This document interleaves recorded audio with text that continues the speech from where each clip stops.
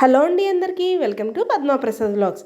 ఈరోజు నేను ఇంకొక క్విక్ అండ్ టేస్టీ హెల్దీ కర్రీతో మీ ముందుకు వచ్చేసాను. క్విక్గా చేసుకోవచ్చు అండ్ టేస్ట్ వేరే లెవెల్ అండి. చాలా అంటే చాలా బాగుంటుంది. అబ్బే ఈ కూర అనేవాళ్ళు కూడా తిన్నాక ఆహా ఎంత బాగుంది, తినకపోతే నేను ఈ టేస్ట్ని మిస్ అయ్యే వాళ్ళము అని ఫీల్ ఖచ్చితంగా అవ్వాల్సింది.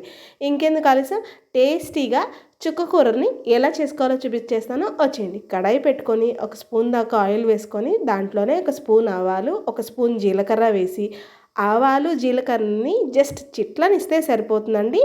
ఇప్పుడు దీంట్లోనే 4 పచ్చిమిర్చిని ఘాట్లు పెట్టి వేసుకుంటున్నాను. పచ్చిమిర్చి ఘాటు ఉన్నాయి సుమా, గుర్తుపెట్టుకోండి. పచ్చిమిర్చి కూడా కొంచెం వేగాక దీంట్లోనే ఒక పెద్ద ఉల్లిపాయని మీడియం సైజు ముక్కల కింద కట్ చేసి వేసుకుంటున్నాను. దీంట్లో ఇలా పెద్ద పెద్ద ముక్కలుగా వేస్తేనే ఈ కూరకు మంచి టేస్ట్ ఉంటుందండి. 2 రెబ్బల కరివేపాకు కూడా వేసి ఉల్లిపాయని పచ్చిమిర్చిని జస్ట్ పచ్చి వాసన పోయేదాకా మగ్గబెట్టుకుంటే సరిపోతుంది. ఈ కూరకి ఉల్లిపాయ అస్సలు వేగకూడదండి. పంట కింద ఉల్లిపాయ ముక్కలు తగులుతూ ఉంటే కూర చాలా అంటే చాలా బాగుంటుంది. ఉల్లిపాయలు మగ్గే లోపల నేను చుక్క కూరని నీట్గా కట్ చేసేసుకొని 4-5 సార్లు వాష్ చేశానండి. ఆకుకూర ఏదైనా కూడా మనం 4-5 సార్లు కడగాలి కదా, ఇసుక ఉంటుంది. సో 4-5 సార్లు నీట్గా కడిగి చుక్కకూరలో ఉన్న నీళ్ళన్నీ వాడ్చి డైరెక్ట్గా కడాయిలో చుక్కకూరని మొత్తం వేసేసానండి. చూడండి, దీంట్లో చుక్క నీళ్ళు అవసరం లేదు. మనం చుక్కకూర వేసిన వెంటనే 2 నిమిషాలు కలుపుతూ ఉంటే ఆకంతా కూడా మగ్గిపోతుంది. ఈ కూర నిజంగా అండి చాలా ఈజీగా అయిపోతుంది. ముఖ్యంగా జ్వరం వచ్చిన వాళ్ళు ఈ కూర తింటే అబ్బా 2 ముద్దలు ఎక్కువే తింటారు. అవునండి, 100కు 100% ఇది కరెక్ట్. ఎందుకో తెలుసా, కూర పుల్ల పుల్లగా కారంగా భలే ఉంటుందండి. నోటికి ఫీవర్ వచ్చినప్పుడు కొంచెం ఏంటో అన్ఈజీగా ఉంటుంది కదా, బ్రెడ్ పాలు రస్కులు ఎంతసేపు అవేనా, ఇలాంటివి కూడా చేసుకు తింటే చాలా బాగుంటుందండి. అండ్ చాలా హెల్దీ, ఈజీ డైజెషన్ అవుతుంది. మనకి ఫీవర్ వస్తే జనరల్గా త్వరగా డైజెషన్ అయ్యేవి తినమని చెప్తూ ఉంటారు డాక్టర్లు కదా.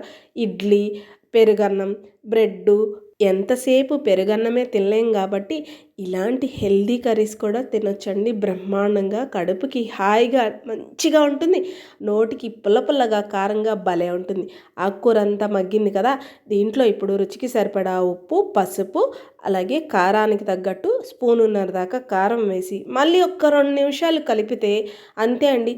ఆకులో ఉన్న నీరు శాతం అంతా మగ్గిపోయి మనం ఎంత ఆయిల్ వేసామో అంత ఆయిల్ చక్కగా పైకి తేలుతుంది.